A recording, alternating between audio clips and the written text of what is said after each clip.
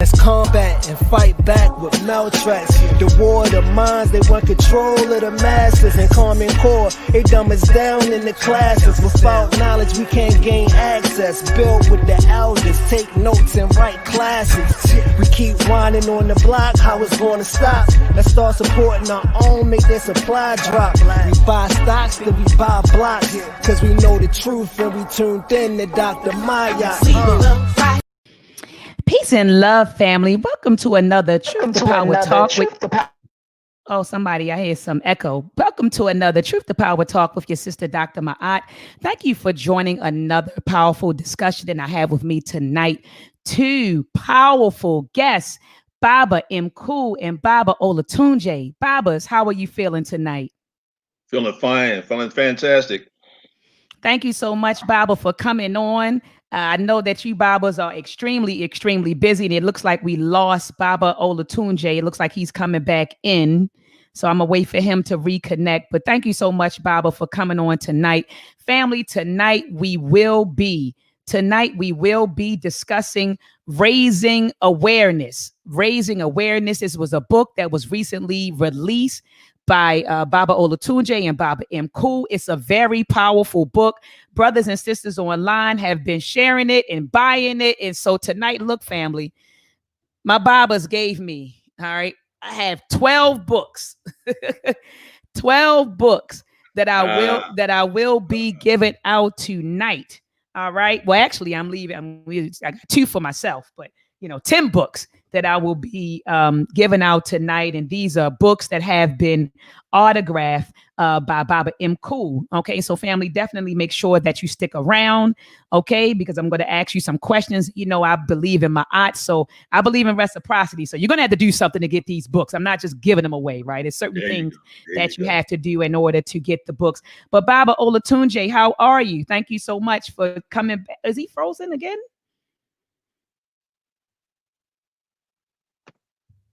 Baba?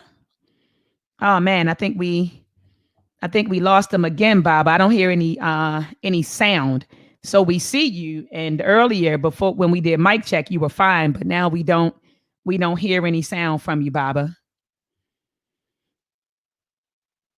All right, so while Baba's getting his sound together, what I'm going to do is read their bios. All right, and their bios are right at the beginning of the book. Okay, I'm not going to read all of it because Baba Olatunji's bio is like 2 pages long. But Baba Olatunji was born and raised in Baltimore City.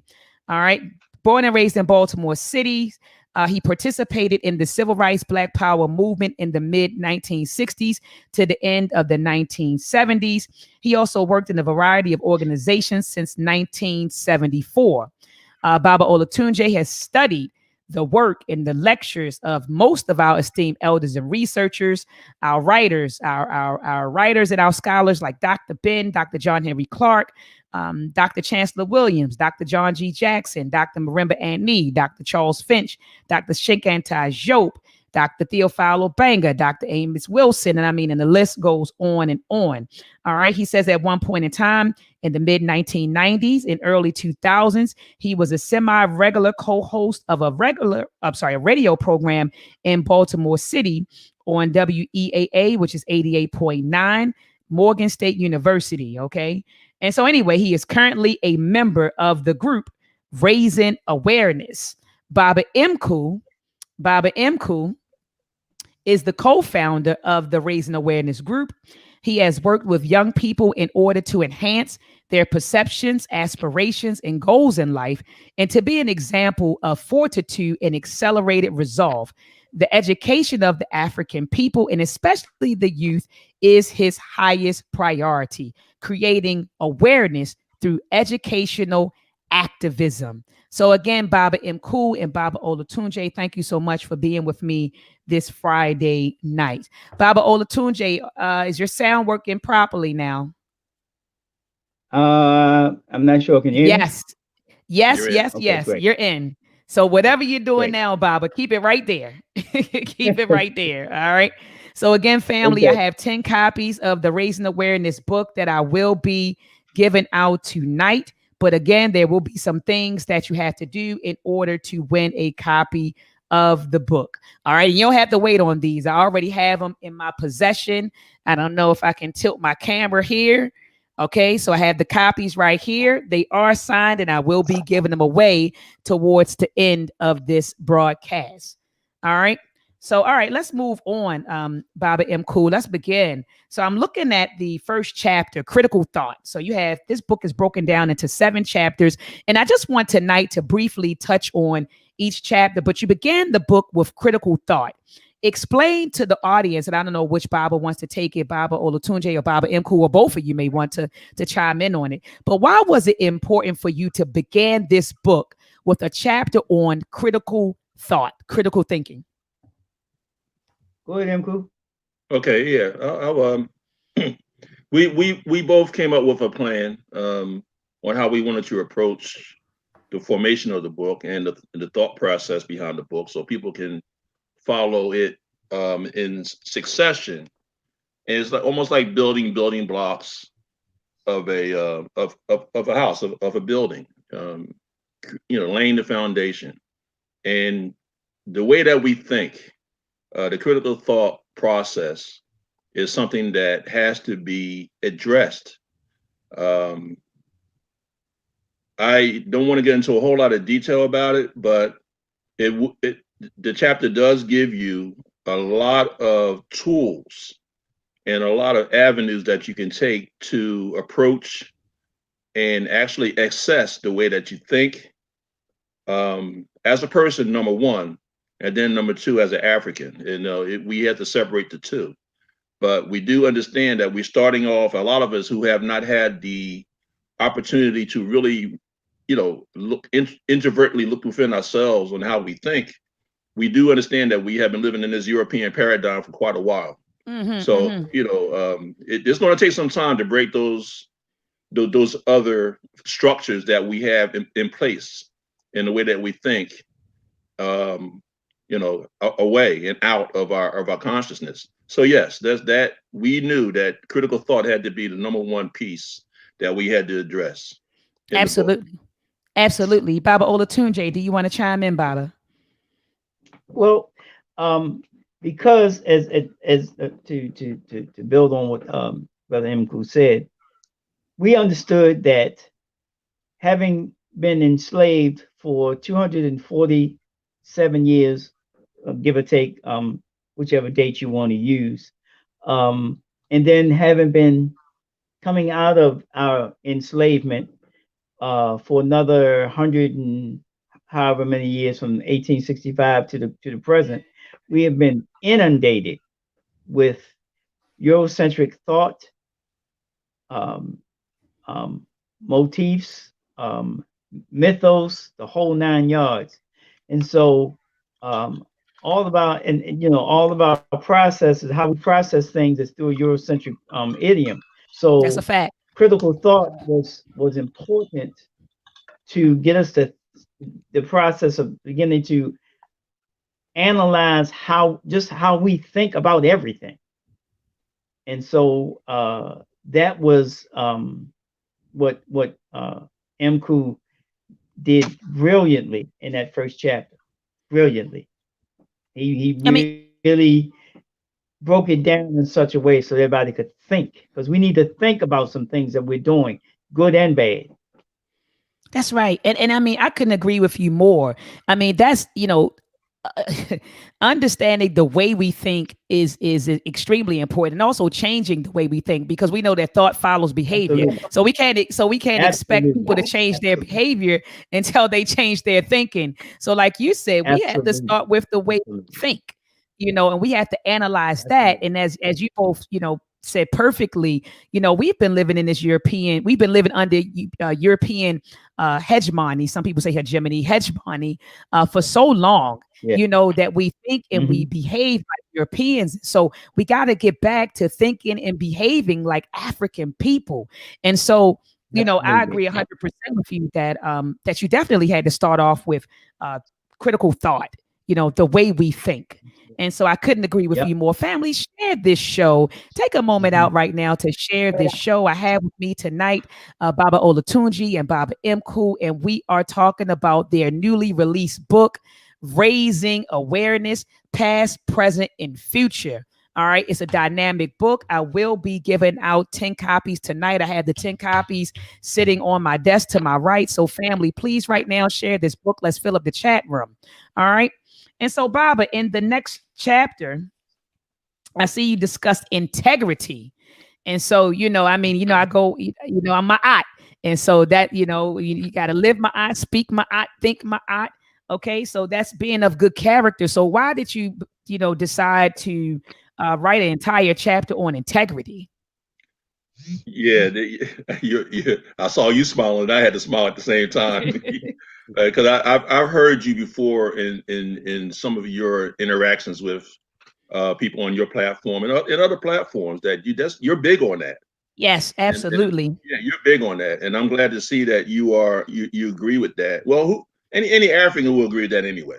But integrity is something that is one of those ingredients that you need to have to replace the garbage and the trash and the filth that we are going to eventually push out of our consciousness. It has to be filled with morality, African morality. Ma'at is African morality, not European morality. African. Not morality. And one of the things that we have to do is start to give our people solutions. We had a conversation maybe, I guess about 3 weeks ago, Olatunji, with a couple of young guys. And we were talking about how we can sit and talk with other well-read Africans, people who've done a lot of reading, who've done some research, and we can talk to you guys like until the cows come home and pat each other on the back and feel good about ourselves. But we need to reach the mass population of our culture, of our civilization, of our population. They're the ones who need this the most. And if they don't know what integrity is, they're going to use the European model of what the lack of integrity is. That's right. And ISFET is so rampant in our culture right now. The hysteria, the madness, all this stuff that we see in the criminal activity. ISFET is popping right now. And we don't want this ISFET to get any bigger, any badder than it is right now. So yes, integrity is very, very important. But the nature of this book is to provide solutions and to eventually lead to the act of nation building. And we can't get there. We cannot go anywhere until we lay this foundation and let people understand what true integrity is through the principle of Ma'at. Hold on, Bob. I gotta give this up for you right now. You said that we can't do what, Baba? Baba MKUU, you said we can't do what without. What did you say? We cannot even think about going anywhere on the path to nation building until we learn how to live in the principle of Ma'at. Hold on. Fire!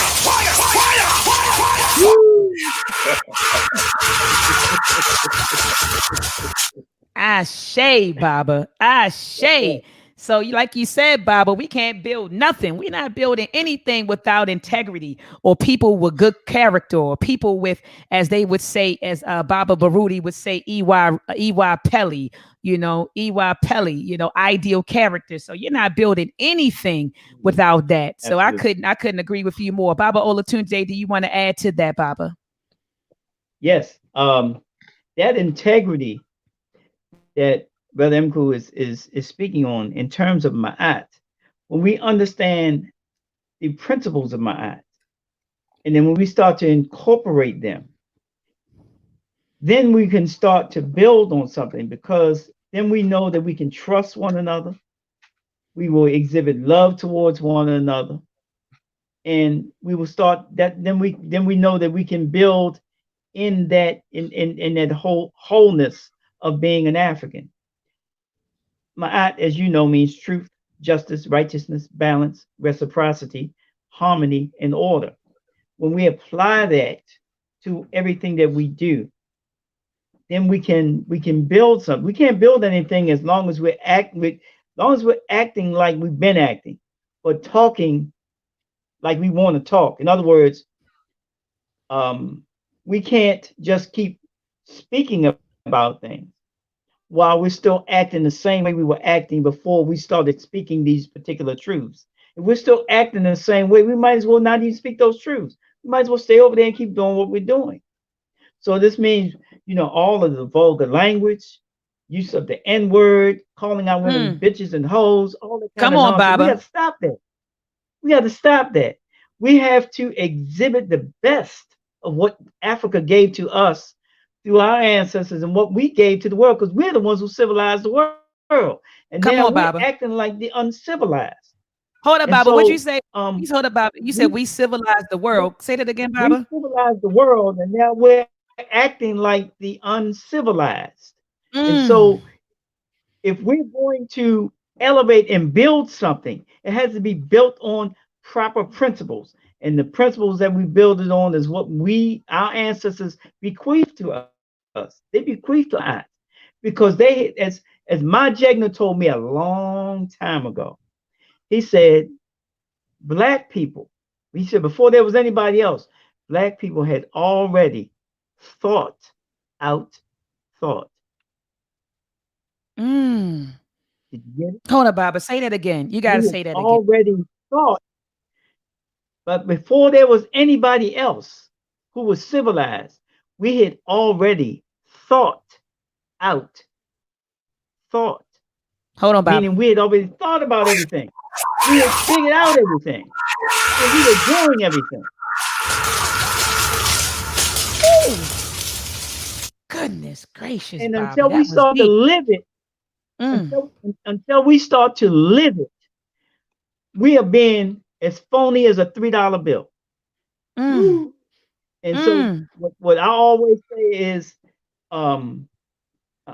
there was a great jazz musician. He had out an album, and MKU would know who he is. His name was Max Roach. Max Roach was probably the greatest jazz musician that ever lived. And Max Roach had out an album, and it's a real simple title: Deeds, Not Words. Deeds, not words. And that's one of the principles of Ma'at. It says it right here. I'm looking at the poster on my wall. Words. Value deeds over words. Value deeds over words. What you do determines your worth. Yeah. Exactly. So absolutely, all that old cursing, all that stuff. How do you? I was explaining this analogy I gave somebody one time. How can I save somebody who's drowning in quicksand if I get into quicksand myself? We're gonna both drown. In order for me to pull him out of the quicksand, I got to be standing on clean, sound foundation. That's how you pull him out. You can't pull him out while getting in the muck with him. You got to stand clean. So you got to be clean. If you're not clean, shut up and get out the way. I need to hit another bomb from that. Baba said, if you ain't clean, shut up and get out the way. Ashe, Baba. Ashe. So, like you said, morality is, crucial to building, a nation. We can't build a nation. And that's why, shout out to Brother Minister Asar and the brothers over at the Temple of New African Thought. Their message for quite some time has been healing. So we run out here and we talk about nation building, but how can you nation build with a bunch of traumatized people? How can you nation build with a bunch of people who are mentally, and emotionally and spiritually sick? It's impossible. What nation are you going to build? Right. And so, like you said, we have to heal. We have to heal. Go ahead, Baba. Did you want to say something? No, I'm good. I was Baba Olatunji. I was just going to say that we all are suffering. Yes. None of us come out of this without having scars, been wounded and have scars. However, absolutely, what we have to do now is first acknowledge that we have the scars and begin the process of healing ourselves. So we can't keep acting the same way. We can't do it. That's why we have not been successful since this new crop of so-called conscious people have come around, because they want to live a criminal enterprise Come and on. then talk slick on the one hand. Can't do it. It ain't gonna work. It ain't gonna work. It ain't gonna work. And until we That's shame. acknowledge that, and change, that's what we gotta do. And this is what we talk about. This is what me and MKUU'S, we talk about this. So he and I, we talk on the phone damn near every day. And this is one of the things we talk about is honesty, integrity, and good character. That's right. And that's right. That's what we have to begin the process of growing towards and instilling it and in ourselves.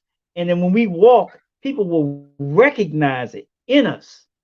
They will see it. They will see that good character. They will see that honesty and integrity. And no, I'm not saying we're going to be perfect, but I'm saying that if we're trying to grow to that, we'll get better. I have this saying on my Facebook, and it says, we strive for perfection, knowing full well we shall never attain it. However, it is in that striving that we all become better human beings. Exactly. Yep. Exactly. We strive for perfection, knowing that we will never attain it. However, it is in that striving that we all become better human beings. Because if you're striving, then you know that regardless of what you were today, if you're continuing to strive, and you should be better tomorrow. And you should be better the day tomorrow. You should be better the day after tomorrow, better than you were tomorrow. And then the day and the day and the day, each day you should be improving and becoming better and looking at yourself and reassessing yourself. And it's not just in behavior and character and good and integrity. It also means in study.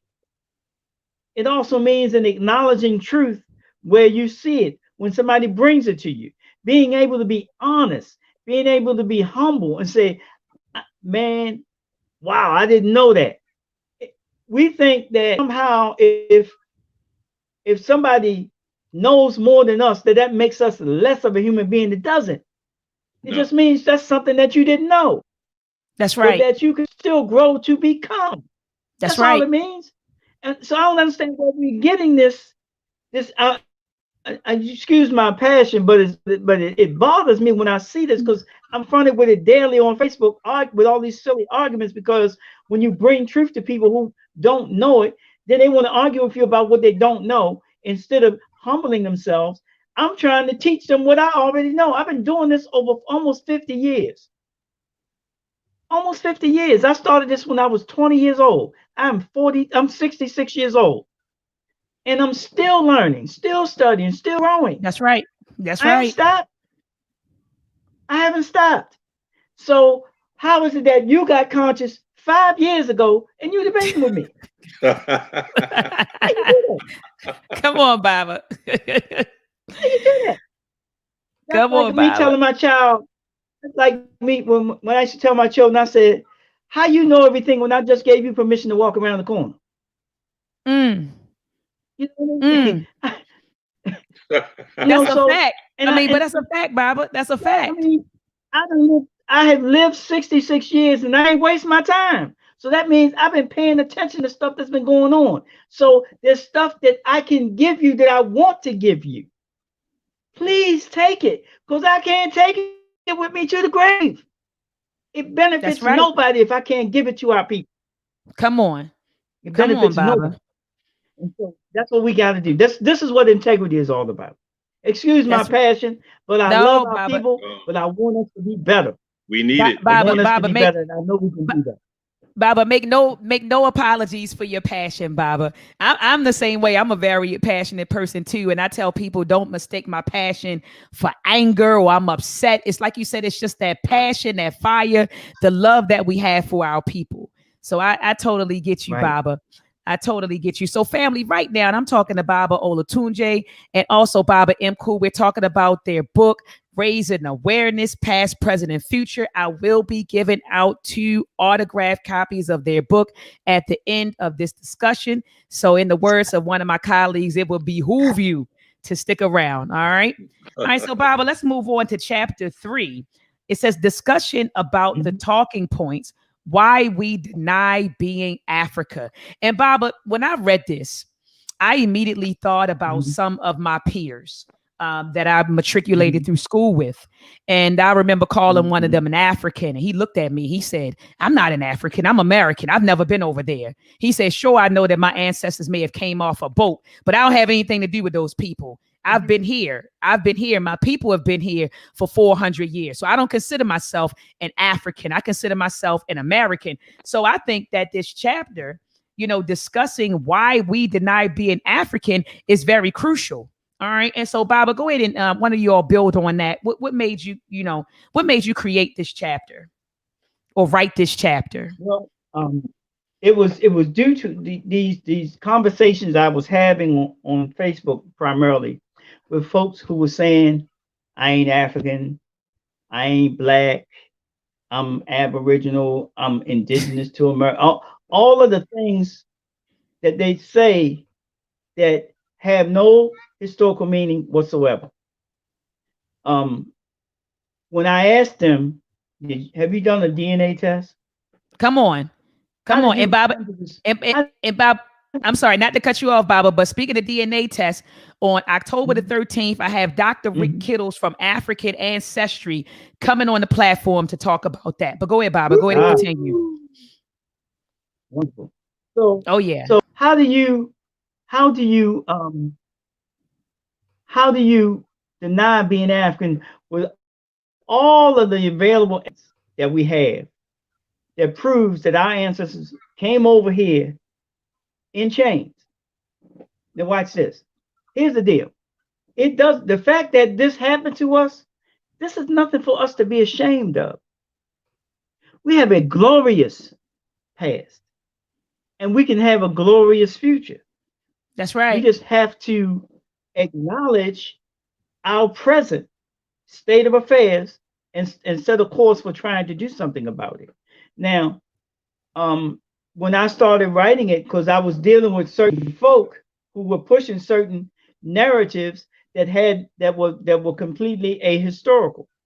And so I set out to provide evidence to prove that, one, we are Africans, and that the word African, the word Africa is not a European word, and that so I set out. I watched all their narratives. That's why it's called talking points, discussing the talking points, because I listened to their talking points, and every time they will say, "Well, this is this." Unlike most people, when you tell me something, I go do research on it, because you could be right. That's right. So the only way for me to find out if you are right or wrong is to research it. So when I started doing the research of these different narratives, overwhelmingly, they were found wanting. And as I began to do the research, I began to provide the actual evidence that solidified the fact that we were Africans. Near the end of the chapter, I gave a poem that I can paraphrase if I may. It says, the title of it is Self-Definition. It was written by Brother Hakeem Adabudi out of Chicago. And he says, and I quote, "We are not a tribe, we are a people. We are not without land, there is Africa. If we let others define us, our existence will be dependent upon the eyes, ears, and minds of others. Other people's definitions of us cannot be accurate for us because their hurt is not our hurt. Their laughter is not our laughter. Their view of the world is not our view of the world. And for us to adopt their view of the world is a necessary step towards their continued control over us and to ensure that we will continue to be landless." And that's the paraphrase of it. And then he sums it up and says, "Self-definition is the first step towards self-control." And that also means when you're defining yourself, you have to use your ancestral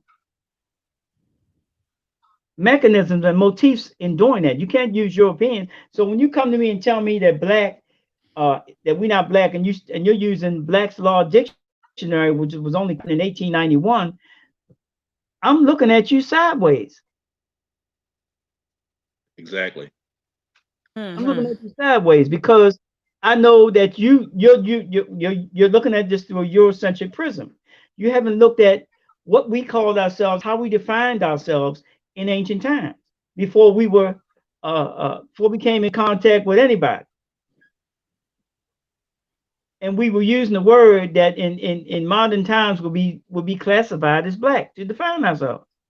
We were using the word Absolutely. called Kemet. So to say that we never called ourselves black would not be correct at all. Would not be correct.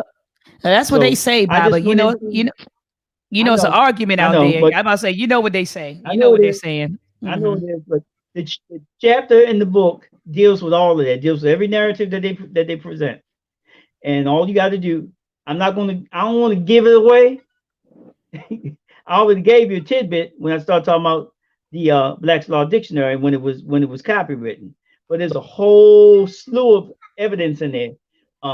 Their narratives, and I deal with each one of their narratives and prove their narratives are false. From claiming that the ancient Greeks was black, they weren't. From claiming that the word moros is because of if the Greeks were black, or saying that they will use that the word moros because the language was used Phoenician alphabet. Now that also means that the word is the language itself was Phoenician. That's not true. That's not true at all. The language that the Greeks spoke is an Indo-Aryan language. It's an Indo-European language. They used Phoenician letters to write it.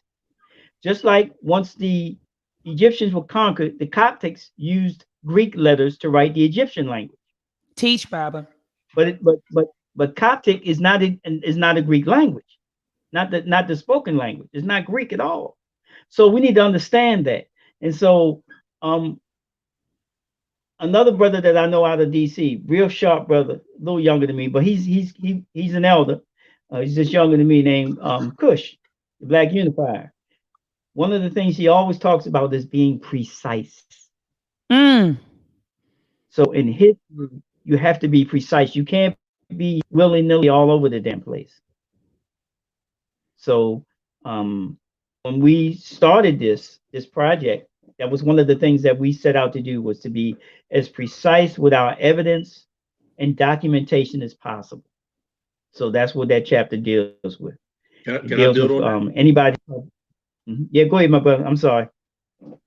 I'm just going to share with the audience and with Dr. Maat what we had talked about a couple of days ago, my brother. And we were talking about feudalism and the feudalistic societies. And, you go back into colonial period, when they were dominating the world, going around militarily dominating the world, taking over the world, it was a feudalistic society. The king owned the land. You had to, give your tithes to the king. You know what I mean? You had to give up your taxes to the king. Those people who had land, who didn't have to do that, were your dukes, were your princes, was all that kind of stuff. Now, fast forward to the society we have right now.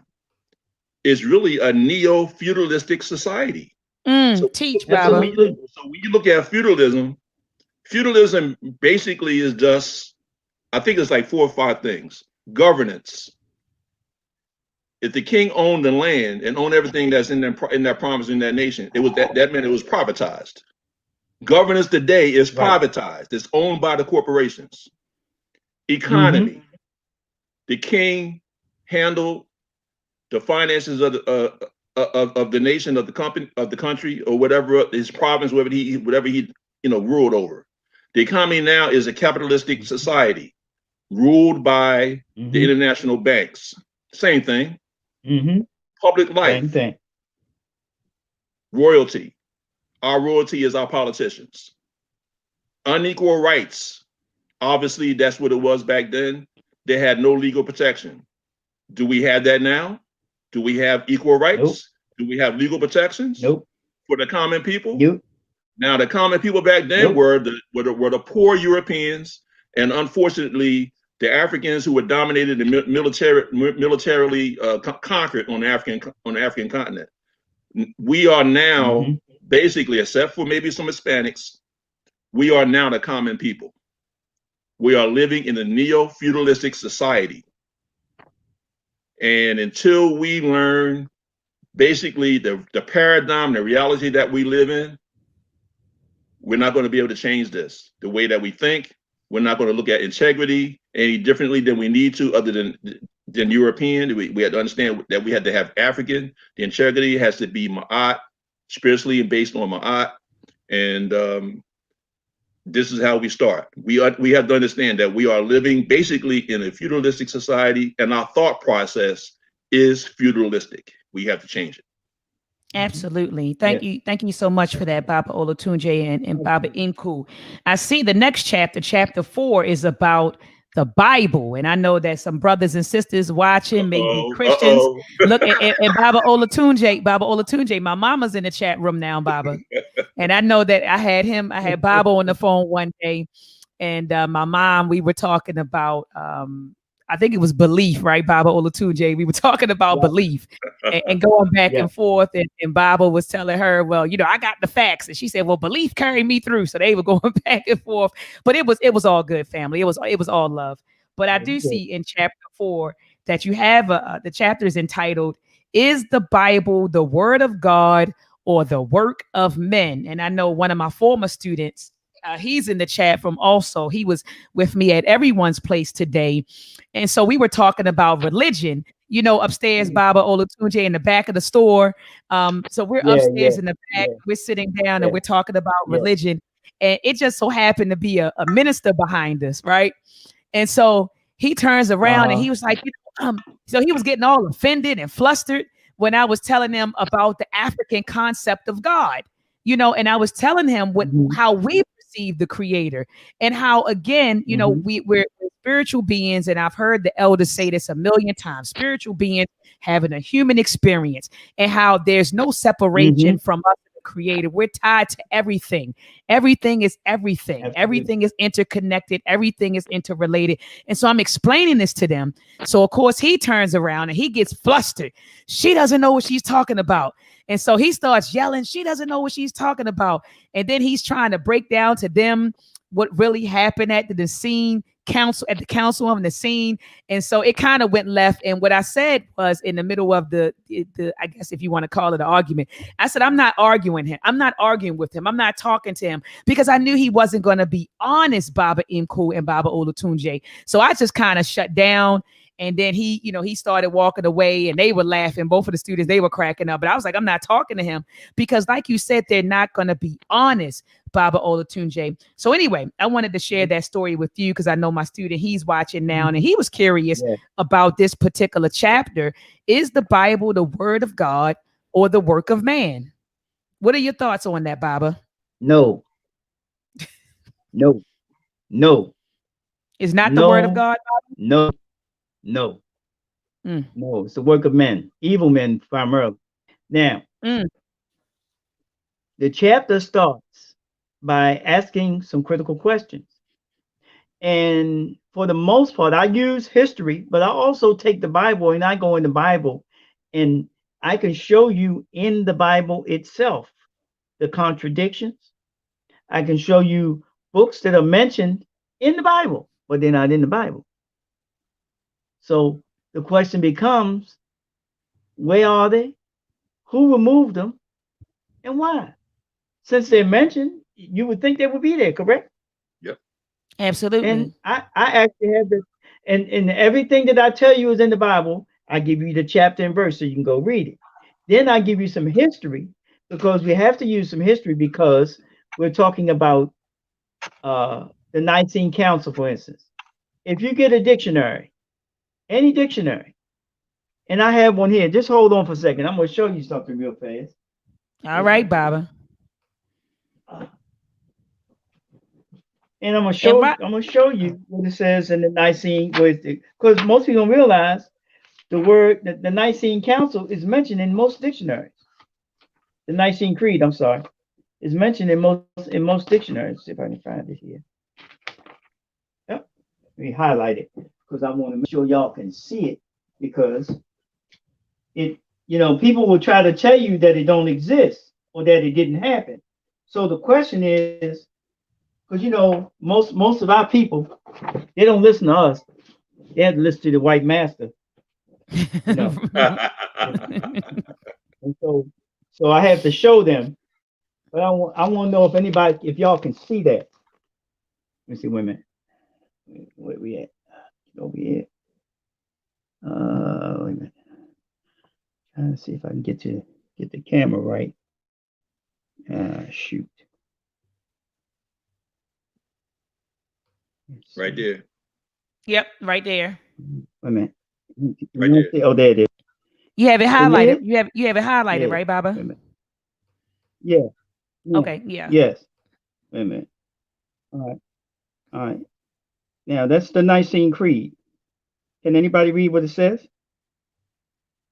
I can't read it. I can't read it, Baba. Go ahead and read it to us. We trust you, Baba.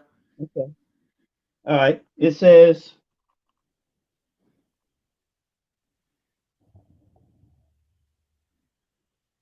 Council said, in the city of Asia Minor, where it was formulated, a confession of faith for Christians, originally adopted in 325 AD, now accepted in various forms by most Christian denominations. So here's the question.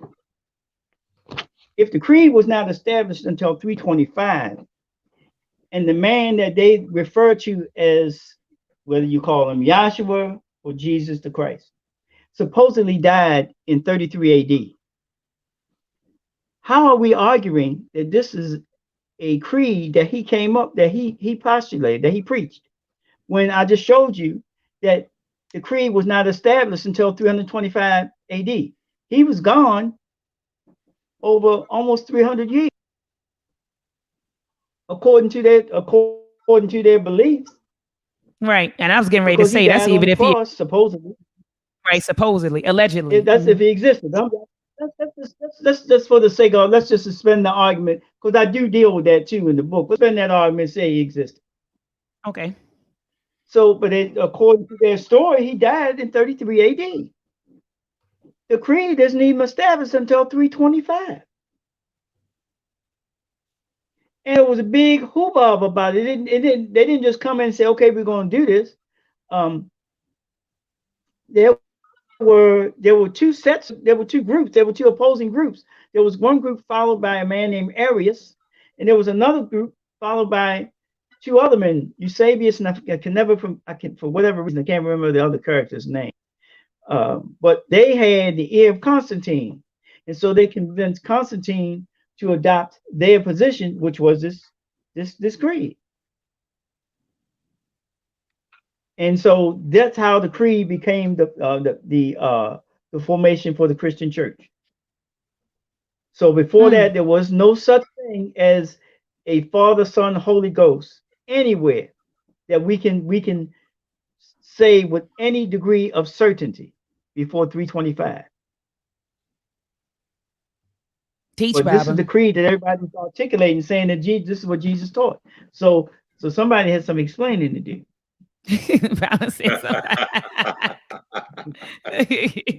And Baba, I always say,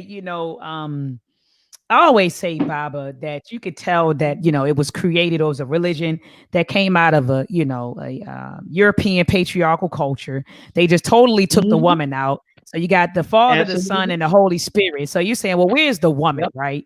Where's the woman? So if you read the book, it's a lot of male chauvinism in there.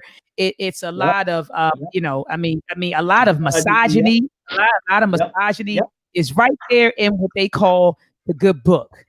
Right there in the book. I mean, shoot, you got. And then I also deal with. I also got other stuff I deal with too, like the contradictions. There are all kinds of contradictions in the Bible. All kinds of contradictions. I just deal with a few of them in the chapter that's in our book. But I tell you the chapter and verse, and I give you the chapter and verse so you can make the comparison, so you can see that they contradict each other. I can just cite one right now off the top of my head. In the book of Genesis, chapter 22, verse 14, it describes this place where this man named Abraham was supposed to get ready to sacrifice his son. And he calls the place Jehovah Jireh, or if you want to enunciate the J, Jehovah Jireh. And then says, in the mount of the Lord it shall be seen. That's what that word means. Jehovah Jireh means in the mount of the Lord it shall be seen. Now, it means in that Yahweh's mount of the Lord it shall be seen. That's what it pretty much means. So the point being that then when you go to Exodus chapter 6, verses 2 and 3, it talks about Moses knowing him as Yahweh. It says, but by my name Yahweh was I not known to Abraham, Isaac, Ishmael, and Jacob. They didn't know him by the name of Yahweh. So here's the question. How can Abraham name a place Jehovah Jireh, but not know him by that name? Exactly. You know what I mean? Hold up, Baba. You said no, you didn't miss anything, Baba. I never heard that verse, and I never. Okay. No, you didn't miss anything. But I was trying to process it. I was like, well, wait a minute. How could? And that's the question I asked in the book. It's the question I asked in the book. He names a place after Yahweh, Jehovah, but then later on in the Bible says neither he nor his son nor his grandson knew him by that name, but that they knew him by the name of God Almighty. So I'm saying, well, wait a minute. How is that the case? How could he know him, not know him by name, but he named the place after?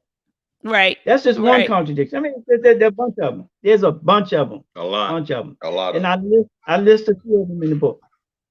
Absolutely. And Baba, I mean, I can't wait to check it out. And you know that you and I next Saturday, is it next Saturday or next? I think it's on the 26th, next Saturday. You know, we're going to do an entire show entitled "Is the Bible the Word of God or the Work of Man?" So I'm definitely looking forward to that. But briefly, Baba, could one of you tell us how African people conceptualize the Creator and our relationship to the Creator and creation? You know, how did we conceptualize that? What was our concept? Creator as being as we recognize the Creator in everything. I used to always like to say, wherever there's life, there's the Creator. Because the Creator is energy. Because everything that lives is moving. Everything is moving, and you can't move if you ain't got energy, right? Ain't the sun moving? Absolutely.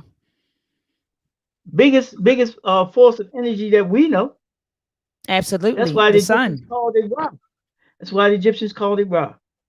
See, Atum. And so, right. So, and called it Atum, called it Ra. And so when we understand that, when we understand that the Creator is in us, we are the Creator.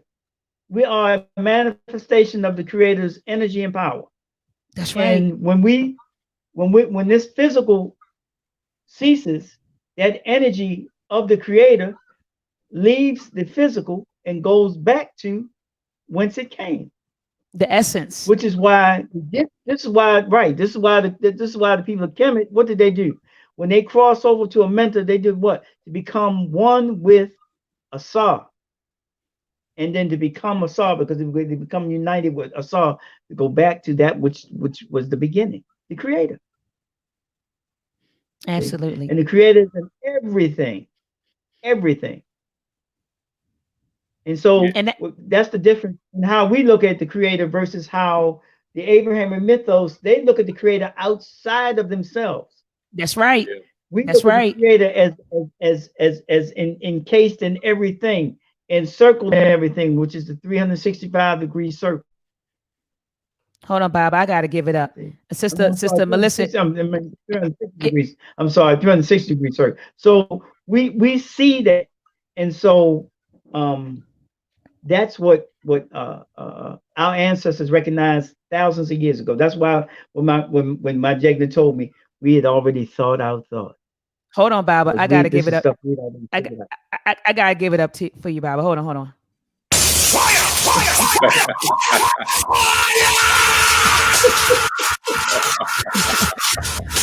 Look, so Miss Sister Melissa in the chat room, she said, "Doc, where's the fire button?" So I had to give it up. I had to give it up. But you know what? You know one thing, Dr. Maat. Yes, sir. Just to emphasize what Olatunji just said, that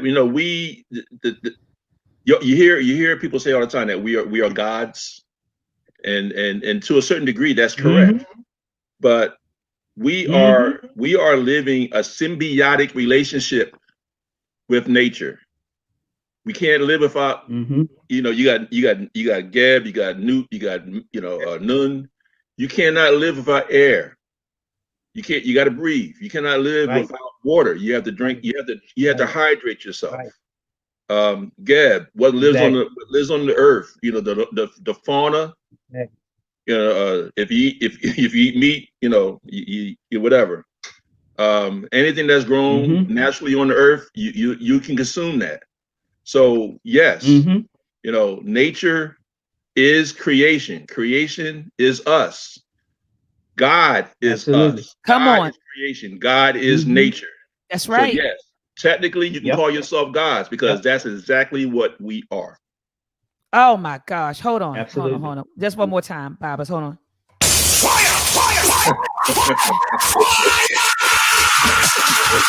Woo! The pastor, I mean, he almost blew a fuse in the store when he said, "Well, who's God?" I said, "I'm God." He said, he started getting frantic. He started getting frantic, and he said, look, he doesn't know what he's talking about. He didn't read his own Bible. His own Bible says we're God. Right. His own Bible says. Wait a minute, I'm gonna show you something. They don't teach that. They don't teach that. I know they don't, but I know it, and I'm just real fast. Hold tight. Let me see if I can find it, because I got my good Bible right here, because I always keep it close by, because you never know when you need it. You know what I mean? Because sometimes for some of these people, they need the good book. They need it. I have to, give it to them. Where is it at? While I'm looking, I can paraphrase it. One, and this is something you could have told him too. The Bible says, "Prove all things." So when they have these debates, they never prove anything. Nothing. They never prove anything. Not at all. And that's because, and when you start asking them for proof, they start saying all kinds of crazy stuff, but they never get around to providing any evidence to support no anything evidence that they're saying. Not at all, Baba. That's something that they don't expect you to be able to go in their book and find the things that you find. That's one of the things. They don't expect that. And so that is a problem for them. And because you can go in the book, and that's why that was the other reason I wrote the chapter, was because I wanted our people to have facts about the Bible. I wanted them to be able to say, okay, what does the Bible actually say itself? What does it say? And so when I went into the Bible, I was getting ready to say, Baba, Brother John T. Lee said Psalms 82, verse 6, "Ye are gods." Is that what you're looking for, Baba? I have said ye are gods. That's what it says. I have said ye are gods. Yeah. So it says that. And then there was a European in the late 1700s, early 1800s. I can't remember the date of his life, but I know at some point he said that the Bible was nothing but sun worship. And pretty much that is what it is. It's cloaked in mysticism so that you can't see it. So, for instance, there's a chapter in the Bible in Galatians chapter 4, verse 2. And it says, and the Son of Righteousness shall arise with healing in his wings. So whenever I recite it as I just did, and I ask the person to tell me what I just said, when I say, and the Son of Righteousness, they think I'm talking about the S-O-N. But that's not what the Bible says. It says the S-U-N of righteousness shall arise with healing in his wings. Now, the question is, first off, it says the Son of Righteousness, the S-U-N of righteousness shall arise with healing in his wings. So, one, they're calling the S-U-N righteous.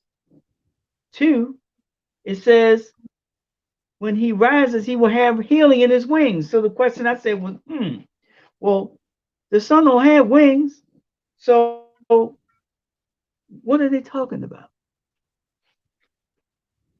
They're talking about the rays of the sun. And when you and I stand in the sun, we feel that warmth, that goodness of the sun. Healing they're talking about.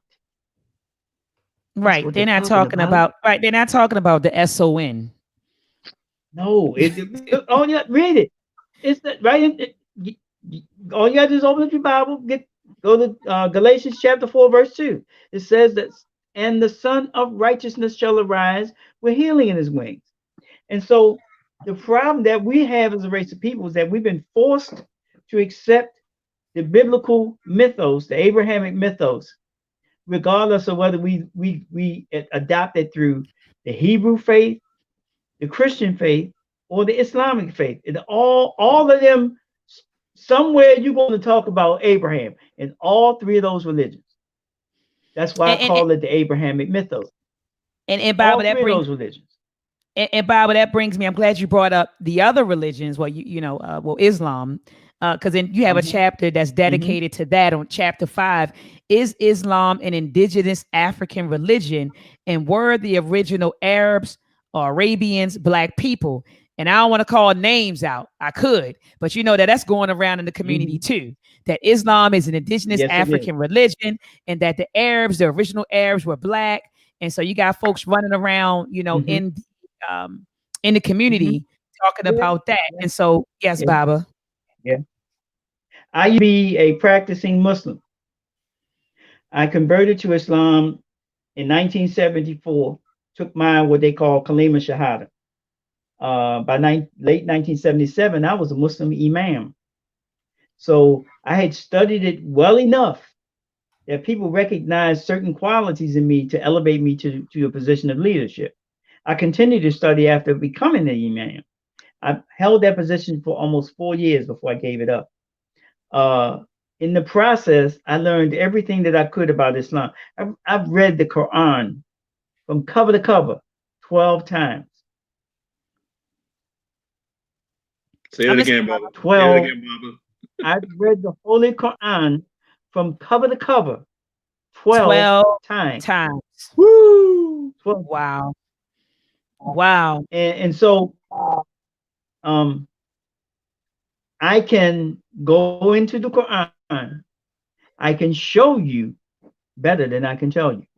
So I can show you the things that I say. If I tell you that it talks about Abraham, I can show you. It's a chapter called Abraham in the Quran. I can show you the fact that the Arabs, by the time these people that started calling themselves Arabs, they were not black. They were primarily a mixed race of people. And the book proves that to you. Now, am I saying that the original people of the place we call Arabia wasn't black? Of course not.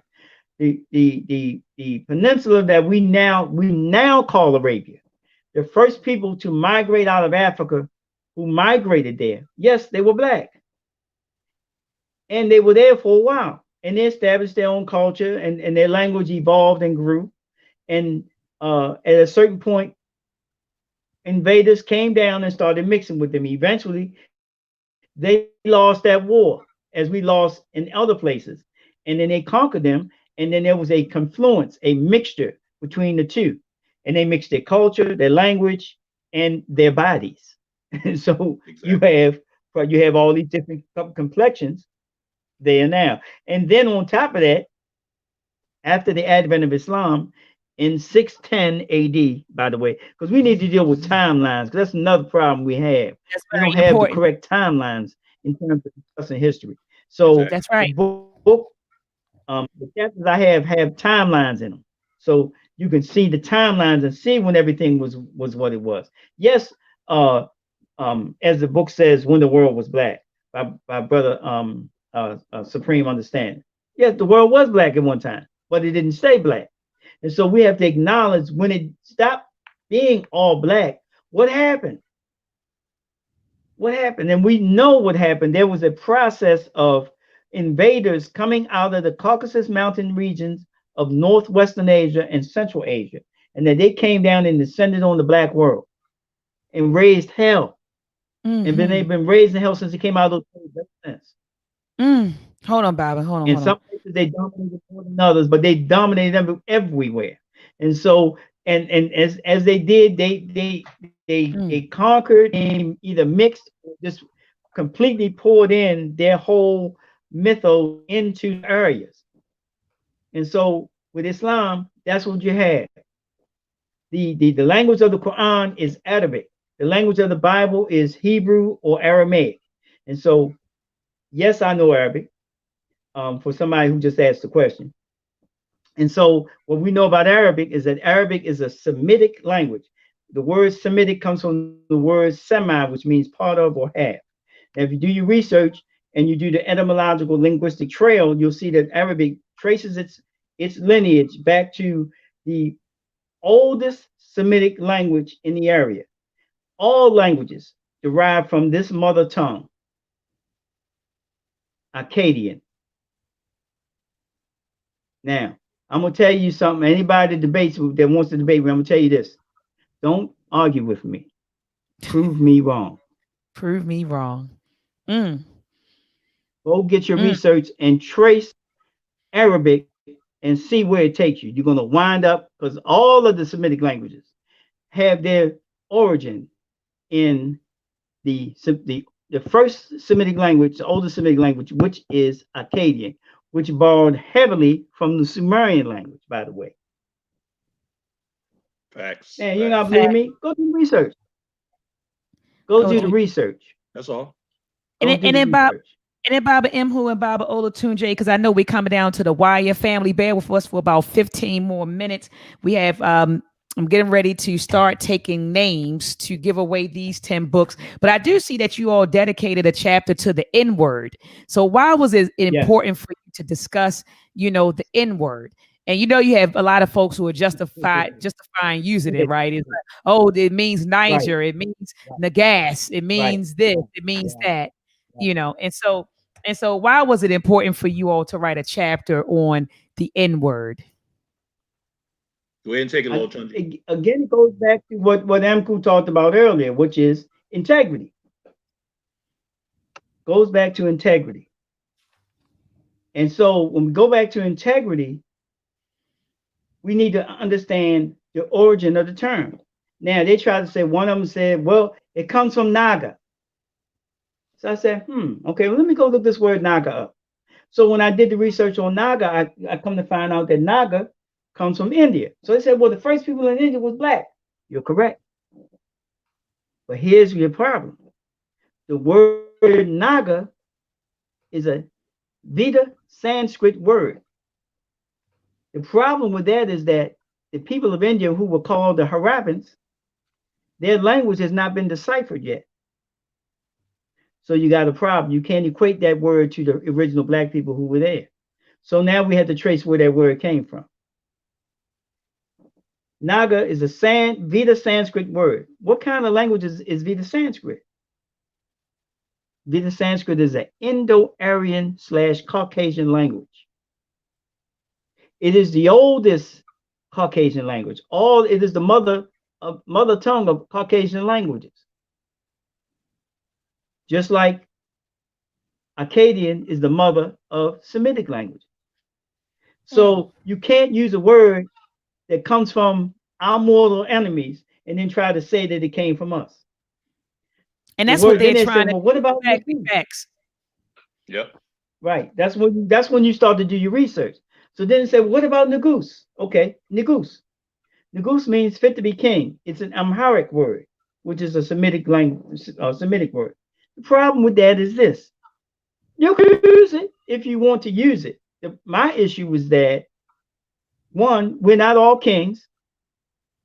Nope. All right. So, two,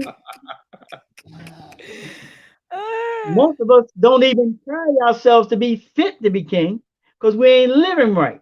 So so in order to do that, people had to emulate that word. That means you got to come up to my eye. Stop jiving.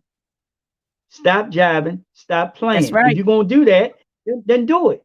But don't That's just right. say I'm. And then here's the other thing. If you're saying the word, the N word comes from Nagus, then say Nagus. Why are you saying the other word? Why are you doing that?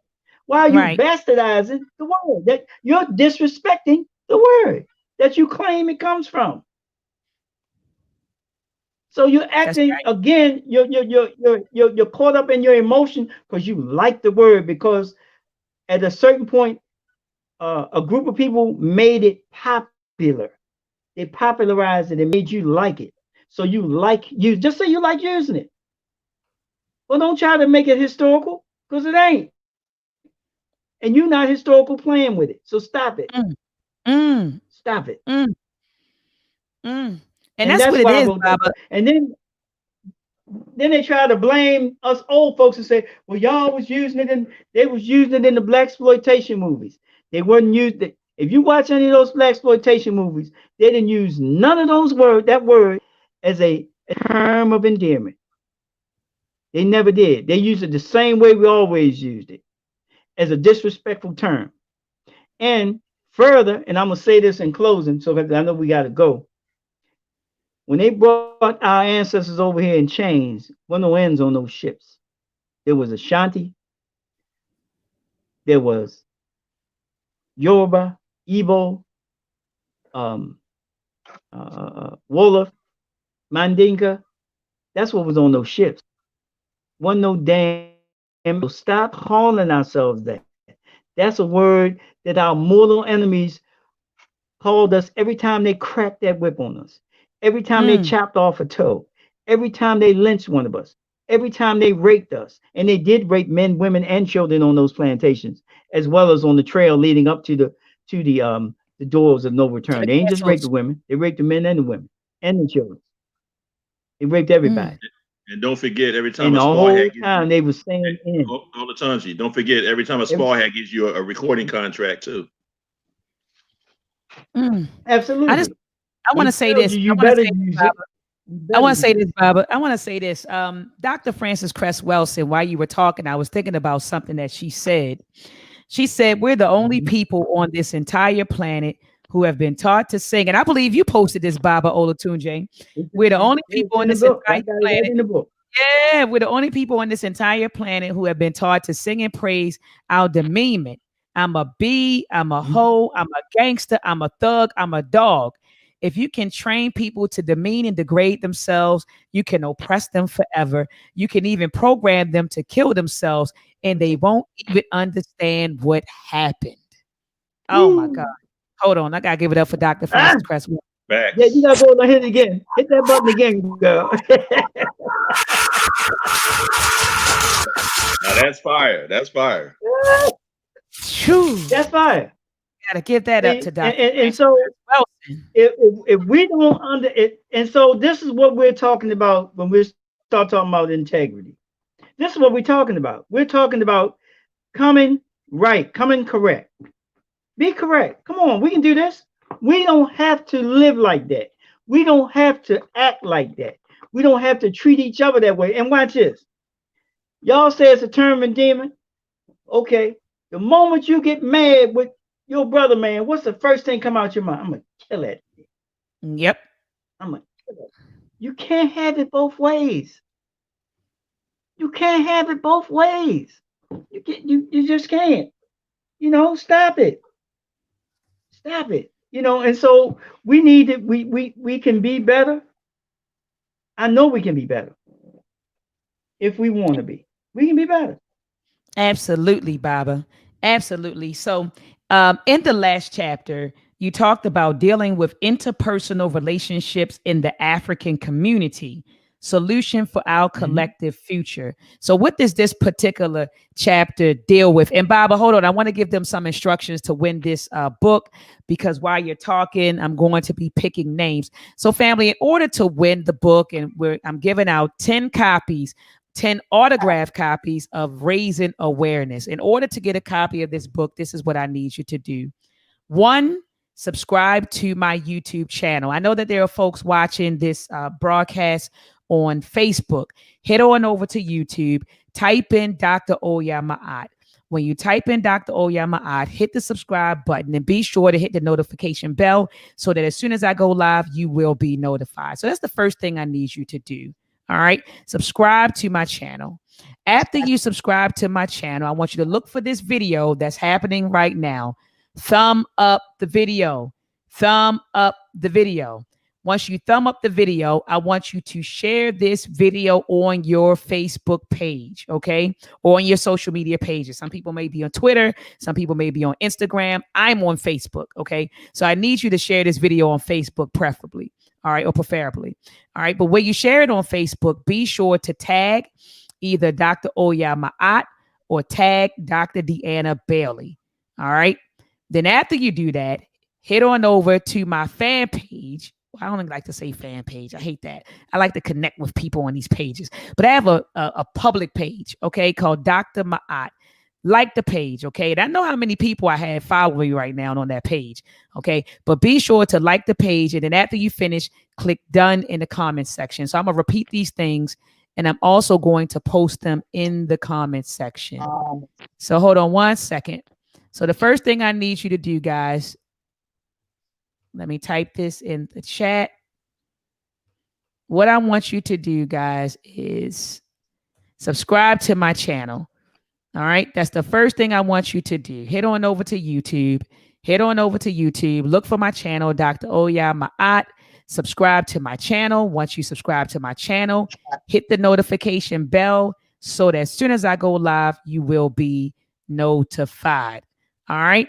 Now, after you subscribe to my channel, I want you to thumb up this video if you haven't already. Thumb up this video. All right. Once you thumb up the video, then I want you to share this video. All right, let me put this in the chat. Share the video. All right, here we go. Share the video. And once you finish sharing the video, then I need you to tag me. So when you do share the video, you can either tag Dr. Maat, okay, or you can tag Deanna Bailey. All right. And let me type that in the chat. And sometimes I know that when you're not friends on Facebook, and let me undo this. What did I just do? Okay. When you're not friends with the person on Facebook, you can't share, you can't share the, you can't tag the person. So if you can't tag me, then make the post public on your page and just inbox me and say, hey, go check my page so I can verify that you definitely shared the video. Okay. So either tag me or just make your post public and inbox me and say, hey, I shared your video. All right. And I'll go and check that out. Lastly, I want you to like my page, Dr. Maat, like my Facebook page. All right. Like my Facebook page. And then after you finish all of this, I want you to type done in the comment section. And I see that 2 people have already typed done in the comment section. So while the Babas are talking about the last chapter of the book, I will be looking to see who did what so that I can give out 10 copies. And I have them right here, guys. They're sitting next to me. So I don't want you to think Doc is playing games. I have them right here. They're autographed copies. All right. And so I will be giving out 10 of them tonight. All right.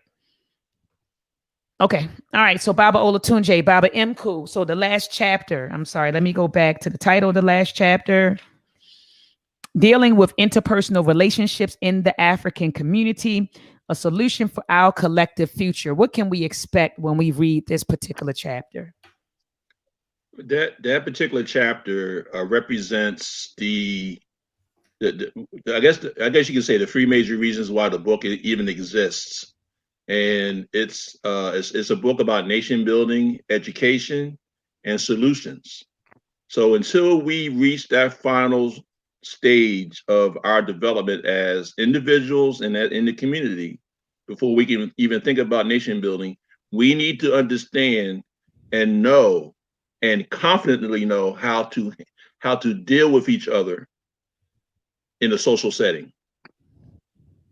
Our community is in trouble. We are dysfunctional. Bottom line, we're dysfunctional. Mm-hmm. So even before we get to this point, we're still dealing with dysfunction. I am my ancestors. I am my teachers. Our sole purpose is to build on the scholarship of those who came before us. However, we also have to know that we are living in a contemporary society with its own set of circumstances and unique challenges for the 20th, 21st century. We can't go back in the past and look at those same challenges that Africans had to face then. The European has become masterful at adapting his technique. Oh yeah. Oh yes. He has become very masterful. He's genius at that. We have to admit that. Absolutely. We have evolved as drones in this social setting. Social media drives the machine of how we act in this world. You know, when you look at there's a show now on Netflix called Social Dilemma. This is something that we've been talking about for years and years and years. So we didn't need a show on Netflix to tell you about social media. However, it's there now. And it seems like everybody all of a sudden has just found out that social media is not our friend. It's always been our enemy. Okay, you just have to know how to deal with it. You know, I know for one thing, what I've done in social media is I turn everything off. I deal with social media, but all notifications, any kind of advertisement, I don't click on no advertisement, none of that, because they're not going to use anything, any of my behavior to target me on driving their machine. That's just the bottom line. And also on top of that, they also are very good at changing the dynamics of what we consider social phenomenons. If you remember, about maybe 2-3 years ago, there was something called Pizzagate. Pizzagate was a phenomenon of a pedophile network that was rampant within the social settings of Washington, the political scene, and the ruling elites of the world, but basically the United States. Do you know on this? And I went to see this show, Social Dilemma. Do you know now what they call Pizzagate? They're calling Pizzagate now the directed advertisement based on your individual behavior on social media.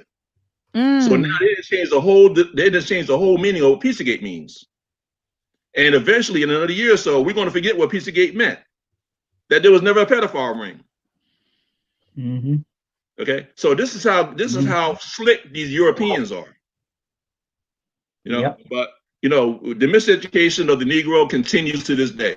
Carter Woodson hit it right on the. And I'm going to read something from him in his book, Miseducation of the Negro. The world does not want heroes and heroines of the past. What we need is an enlightened youth, young people, to imbibe their great spirit and to answer the present call of duty with equal nobleness. We cannot have duplication. So in other words, as I and other elders and Elder Olatunji, and of course you, Dr. Maat, as we continue to try to educate on our separate platforms and vehicles of communication, we need to have the youth also do the same thing that we're doing, build on what we're doing. You know what I mean? But understand that as we continue to grow and become more proficient in the society that we live in, the European is always going to constantly move the goalposts. So we all have our unique challenges as we go forward. So you young people, you need to rise now to the challenge, because social media is now our enemy, is not our friend. We have to understand. I mean, I couldn't agree with you more. Baba Olatunji. I said, what are your thoughts, Baba, if you want to add to that? Oh. Okay. Well, MKUU'S pretty much sums it up. I mean, he did. I mean, he did. What I would say is that for the young people, everything that we're doing right now, this book that we wrote, it's for y'all. Exactly. We're not gonna be here much longer. Not for us. More than half of our lives is gone. Our best years are behind us. So what we're doing at this point is we're trying to leave our people, especially those who are younger than us, the young, the teenagers, the ones in their early 20s, who are just really getting started. This is for y'all. We need y'all, because y'all are going to carry on this battle. And this ain't about blaming nobody or any of that. We need you. We need you in this fight. But in order to get in the fight, you have to come into the fight correctly. You have to come into the fight prepared. So what we did was we tried to give you some of the tools that will help you win this war. Because it's a war. It's a war being waged on every level, on all levels of people activity, and even in the spiritual realm. They're waging war against us. And it's high time that we as a race of people understand that, accept and acknowledge it, and move forward with the fight. Because whether you want to get in this fight, they're going to fight you anyway. So you might as well fight back. What have you got to lose? So I say be as prepared as you can be. This means to study. You can't watch YouTube videos all the time and get all of the information that you need. YouTube is good as a start. It will help you, point you in the right directions. But now you have to open up some books, because that's where our information is. There's a quote by Ptahhotep. And in the quote, he talks about the fact that our ancestors put it in books for us to read. And we don't even want to read what our scholars, who are our ancestors. We don't want to read what our elders, who will soon be ancestors, have to say to us. There are things that we have seen, that we have done, that we can transmit to y'all, that y'all have not seen and done. That can you better navigate the world that you're coming into. I used to always tell my children, if you listen to me, you will not make the mistakes I made, because I've already made them for you. We've already made the mistakes for you. We've made the mistakes. So what we're doing now is trying to give you what we learned through those mistakes that we made. Oh, Baba, I want to take some time to, I have 5 books, and I'm looking at Carbon Clef right now, and I want to check his. It looks like he, it looks like he inboxed. He said I shared it on my page too. Carbon Clef, I'm trying to access your page now. Okay, view profile. All right. And so I want to announce, yep. I had 5 winners so far. Sister Michelle Cheatham, she won a book. You won a book, my sister. Brother Jeremiah Africa, Sister Pender, Sister Marcia Pender, Brother New World Order. So I had 5 recipients right now. So I want to give it up to you guys. So 5 people. Carbon Chef, I see you. So those 5 people, please inbox me your shipping address, okay? Inbox me your shipping address. So Sister Michelle Cheatham, Brother Jeremiah Africa, Sister Marcia Pender, Brother New World Order, and Carbon Chef. Please inbox me your shipping address, and I'll get these books out to you between tomorrow and Monday. I know the post office closes early on Saturday. So if I don't ship them tomorrow, I'll definitely ship them on Monday. Sister Melissa, I'm looking for you, my sister, and I see that you said done, but I can't find anything. I can't find anything. So please tag me, sis. Please tag me. But go ahead, Baba, continue. I'm sorry. I just wanted to announce the first 5 winners. Yeah, I just, that's I just wanted to, just say that reading is paramount. We have a brother that we have a very good close association with, Brother Takai Ma'at Kilimanjaro. The brother's written about 25 books. Yes, indeed. That are, I mean, when you start to read them, you see how important they are to the discussion, to helping us win. And as he always says, and I'm taking this term straight from him, teams win. Yep.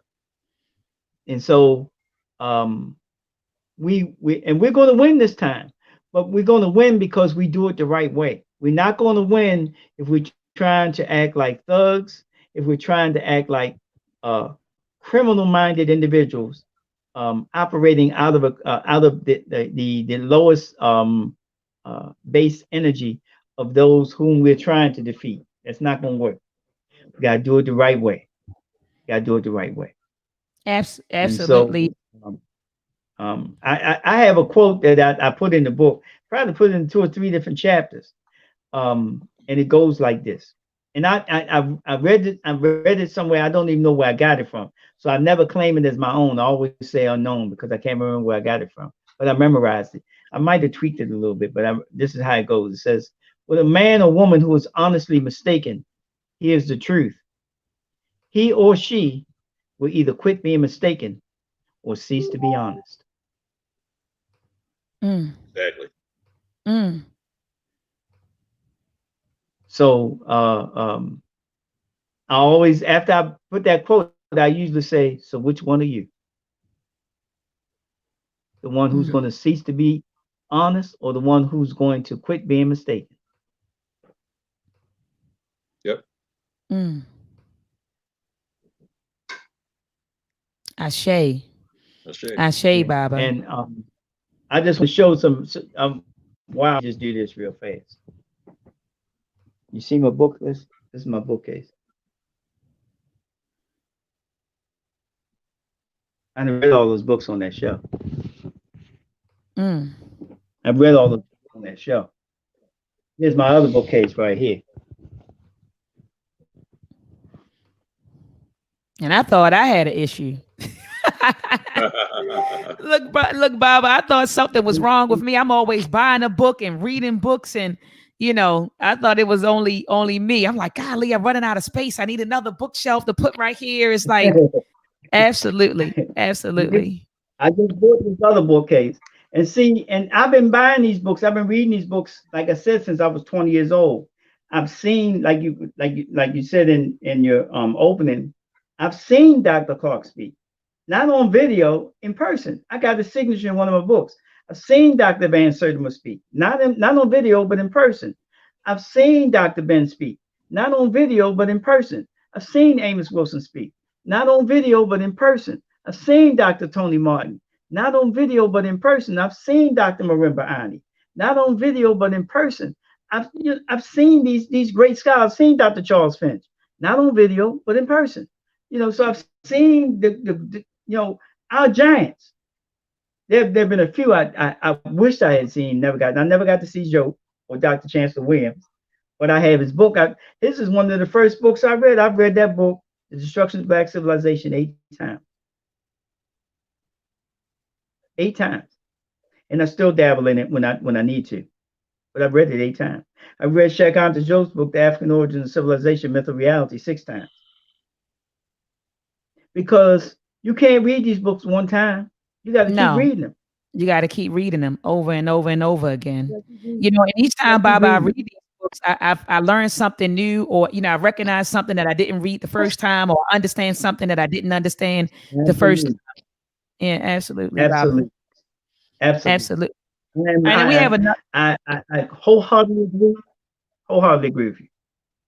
We have another winner, brother Richardson. Brother Richardson, please inbox me your shipping address. Brother Richardson, please inbox me your shipping address. So I believe on YouTube you're in Richardson 7781. So Brother Richardson, please inbox me your shipping address. So I'm looking to give out 4 more books. Brother John T, I have you on the list. I mean, John Taylor. So, Brother John Taylor, I have you on my list, but I'm on your Facebook page, and your Facebook page is private. So, I can't see whether or not you shared the video. And if you did share the video, just make it public so that I can verify that you shared the video. All right. So, just make it public. Sister Melissa, I'm trying to find you, sis, but I don't know what your name is on Facebook. So I'm trying to find you, but you need to tag me or inbox me and say, hey, I shared it. Go to my profile. I see Akusia Morowa. Let me see if I could pull that up. Get those free books. Get those free books. Absolutely. Get those free books. Because you're going to love it. You're going to love it. I see Akusia and Ponza, but I don't see Akusia Morowa. Yeah, I don't see Morowa. Oh, it's the same sister. Okay. So Sister Akusa, you have the book, Queen. You won the book. I see you right here. Yes. Sister Akusa. Yes. I see she shared it. So she has the book. So Brother Nathan, please inbox me your address. Sister Akusa, please inbox me your address, Queen. Okay, so I see Melissa just hit me. Yeah, she just, oh, here we go. Yep, I see you now, Queen. All righty, let me just verify. Okay, so this is your profile. So let me go to your profile and verify. And once I do, Queen, you have the book. Yep, and she did share it. So Queen, please inbox me your shipping address. So I have 2 books left. 2 books left. And I see TT or Tete Boob on in the chat room, but are you the same? Because I see here it says Toma Timmy. So are you the same person on? I don't know. It says greetings, sister. I shared. Absolutely. Let me look. All right, but you got to head on over to YouTube, Brother Toma Timmy. Head on over to YouTube, and yes, you did share, but you have to head on over to YouTube and type in, well, subscribe to my channel, hit the notification bell. All right.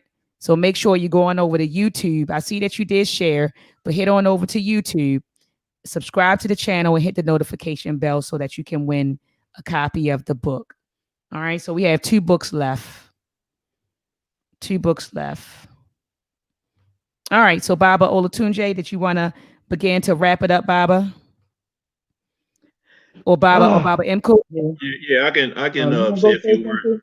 Let me say a few words so we can close up. So we same person. All right, TT Boom, you're the same person. I got you. So go ahead and send me your shipping address, TT Boom. I have 1 more book left. Brother John Taylor said I made it public. All right, let me go back. All right, any closing words, Baba? Yeah. I think that we, as in order for us to be a collective, and I mean a active, a working collective, we have to.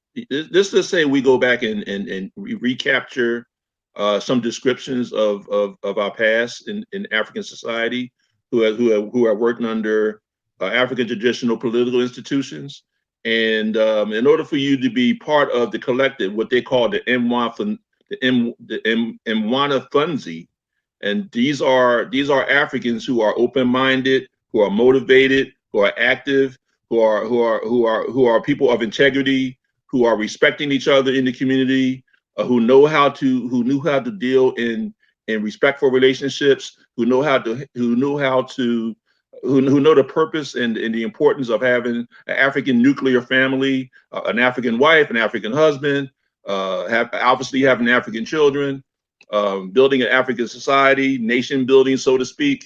If we understand that we have to build towards that, and that don't mean we're going to be a bunch of clones just a bunch of people, individuals who respect each other. And then we have what we consider in various levels of our teaching elite. We're talking about elders, sabas, and wambas, molimus, and jegnas. You know, different people will rise to different levels of distinction, as you know, according to how they live their life, how they displayed their integrity, how much they have amassed the knowledge, and being able to bequeath that knowledge into the younger people of that society. We need to reach that level of proficiency in our society. And if you are a person who are arguing with somebody on Facebook every day, if you are a what they call these people, what's people that always follow you around, always starting stuff. I don't know what they call those people, but anyway, if you are always looking to cause trouble, if you can't keep, if you don't know how to handle friendships, if you don't know how to even have a successful relationship with the opposite sex, there's really no purpose and any place for you in this society. There's no place for you. You'll be on the outskirts looking in, you know, and you will be banished from that society. This is where we need to go. You know, it seems that now that people who function in the circle, in the arena of confusion, are the ones who get the oil. You know, they say about the squeaky wheel gets the gets the lubrication. Yeah, get the oil. No, we had to stop. We had to stop lubricating these bad wheels. Yeah, you know, we just need to change the wheel. We just need to change the wheel.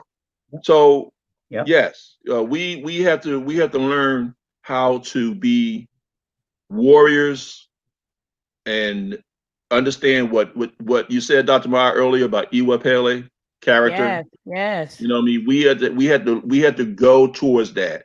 And we already put the work in this book. We've done the research and the reading for you. That doesn't mean that we don't want you to read.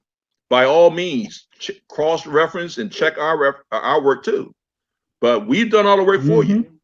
So, you know, when you're ready to take this information and pass it on to your family members, to your children, now you can do it comfortably, knowing that we did the work for you. So young people, understand you are living now in your own time with your own challenges and your own distinctive trails that you had to blaze.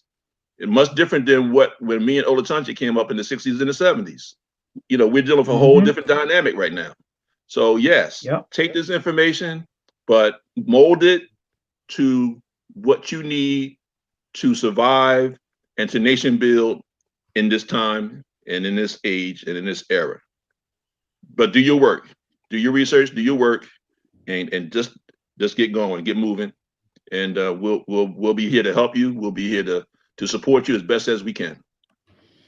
All right. And Baba's the last winner that I have. I was trying to give it to Brother John T. Lee, but brother, it wasn't public on your page. I kept going back to your page.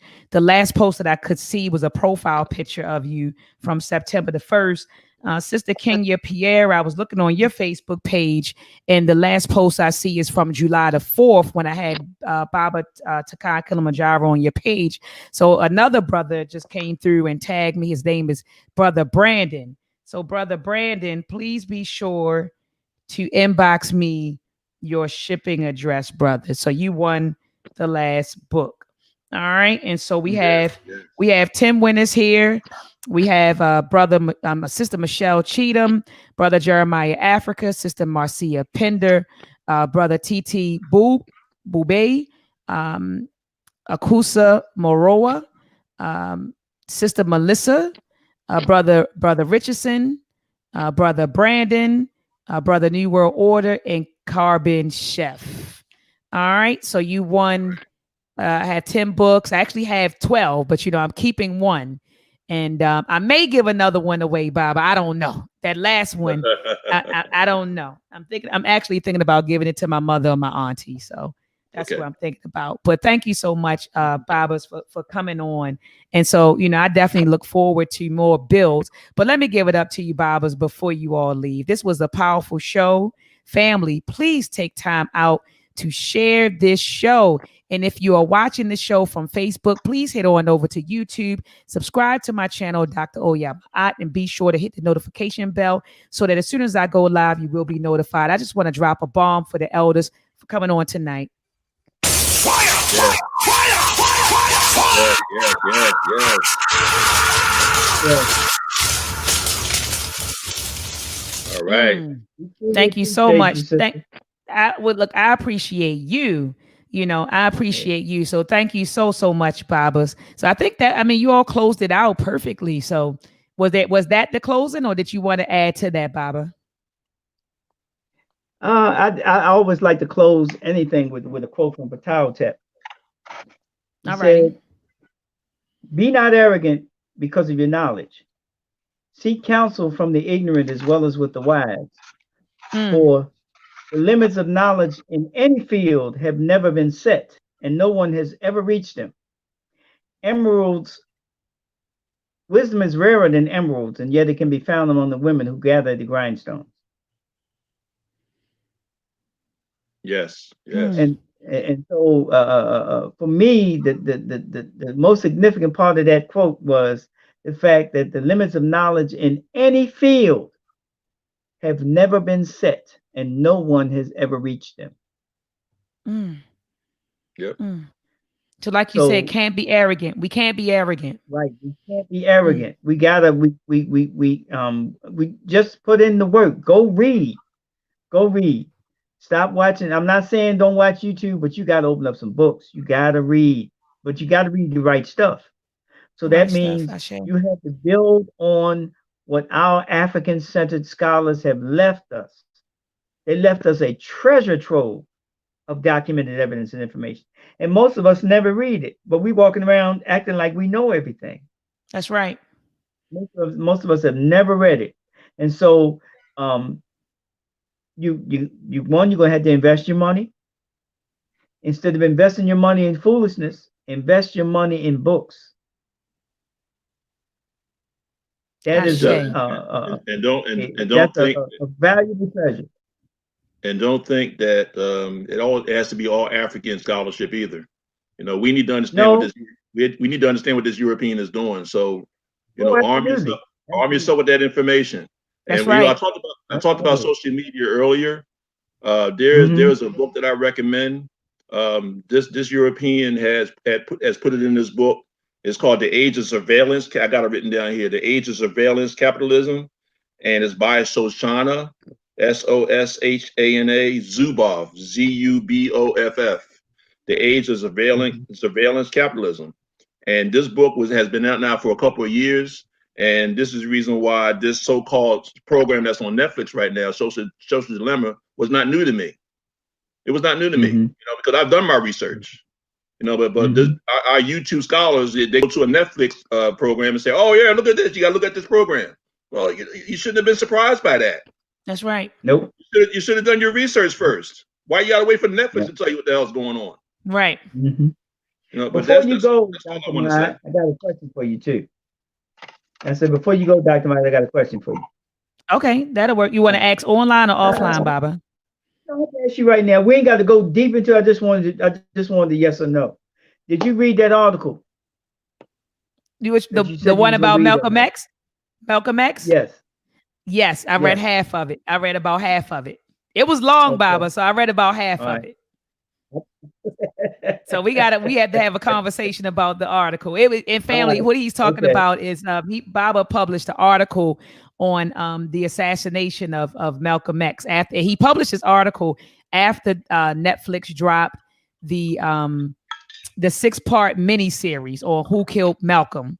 And so Baba wrote a response to that. And so I read half of the article. So Baba, we definitely got to have a conversation about that. All right. Okay. It's on, by the way, for anybody that wants to read it, it's on our Raising Awareness Group website, raisingawarenessgroup.com, if you want to access it. And so, Baba, if someone wants to purchase the book, right? Someone who may have not won the book tonight, how can they go about getting the book? Oh, that's pretty We got easy. two sites. There's two locations. One is on Shopify, and that would be rag-ppf.myshopify.com. rag-ppf.myshopify.com. The other location is on Amazon. You just simply go into the search bar and put in Raising Awareness, past, present, future. The book will come right up and you can buy the book on Amazon. Very easy to get on Amazon. All right, beautiful. So again, Babas, thank you so much for coming on. And I'll be in touch with you. And Baba knows he and I we talk often. Baba Olatunji. Yeah. So he and I we talk. So you know that I will be in touch with you, Babas. Thank you so much for coming on tonight. Thank you. All right, we'll talk over the weekend. All righty, no problem, Baba. Dua, Hotep.